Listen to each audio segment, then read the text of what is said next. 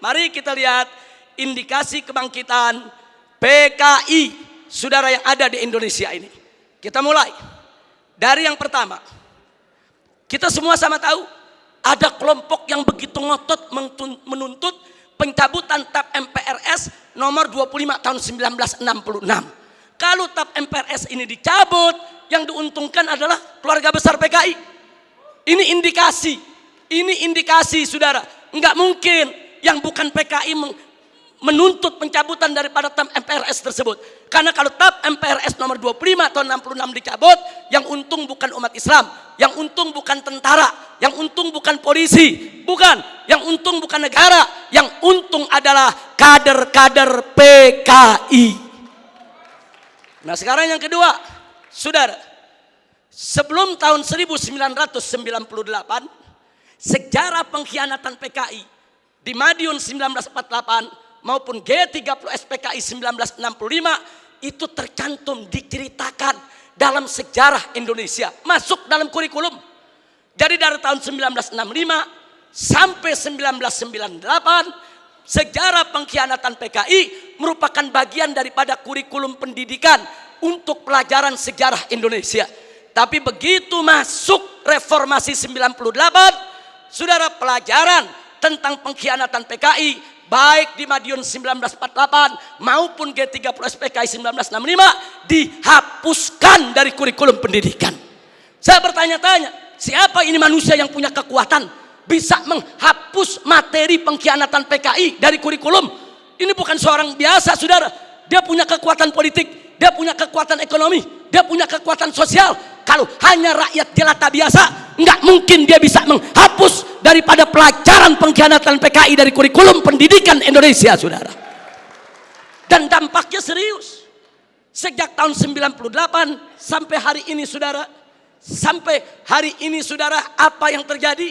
Yuk mari kita lihat, saudara.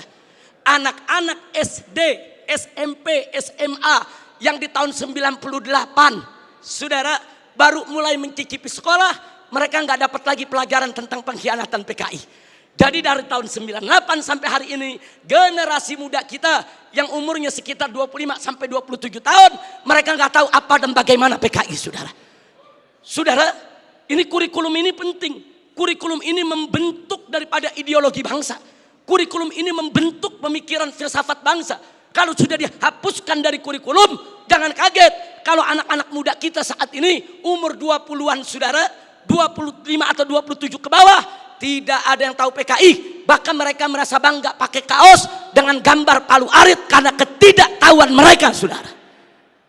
Sebelum tahun 98, saudara, televisi nasional khususnya TVRI setiap tanggal 30 September selalu memutar ulang film tentang pengkhianatan G30S PKI.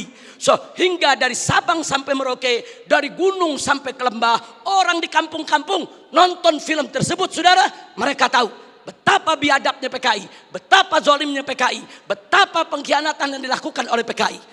Tapi sayang sejuta sayang, setelah reformasi tahun 98 tidak ada satupun stasiun televisi sampai hari ini yang berani menayangkan kembali daripada film pengkhianatan G30S PKI, saudara. Ada apa? Siapa itu orang yang bisa nakut-nakuti televisi? Siapa itu orang yang bisa neken media televisi? Siapa itu orang yang menguasai media di kita punya negeri sampai media takut, nggak berani untuk menayangkan film itu kembali, saudara? Nah, ini fakta, ini merupakan indikasi kebangkitan PKI yang tidak terbantahkan. Omong kosong kalau ada mengatakan PKI tidak akan bangkit. Omong kosong kalau ada mengatakan PKI akan bangkit atau PKI ini sudah final tidak akan bangkit lagi. Omong kosong, saudara. PKI sedang bergerak, PKI akan bangkit kembali, PKI akan melibas kita semua kalau kita tidak merapatkan barisan dari sekarang, saudara. Dulu sebelum 98 ada Litsus, penelitian khusus bagi pejabat publik di Indonesia, saudara. Seseorang ingin jadi gubernur, ingin jadi kepala daerah, apalagi mau jadi menteri, saudara. Ada penelitian khusus. Siapa dia? Bagaimana ideologinya? Apa keterkaitannya dengan PKI, saudara? Kalau terbukti ada keterkaitan dengan PKI, apalagi mengusung ideologi PKI, tidak akan pernah dilantik oleh negara sebagai pejabat publik, saudara. Tapi semenjak tahun 1998, Litsus ditiadakan. Nah, kemudian baik yang kelima, saudara, putra-putri PKI keturunannya masuk ke partai-partai politik, masuk ke instansi lembaga-lembaga negara, saudara. Dan dari sanalah, saudara, mereka mempengaruhi kebijakan-kebijakan untuk keuntungan PKI. Baik, yang keenam, mari kita lihat lagi, saudara. Kita tidak boleh menutup mata. Sejak tahun 1998, begitu banyak buku-buku yang membela PKI. Dibagikan secara gratis, dijual dengan bebas di toko-toko buku, saudara. Pemerintah kita nggak mampu untuk melakukan tindakan apapun. Real, fakta,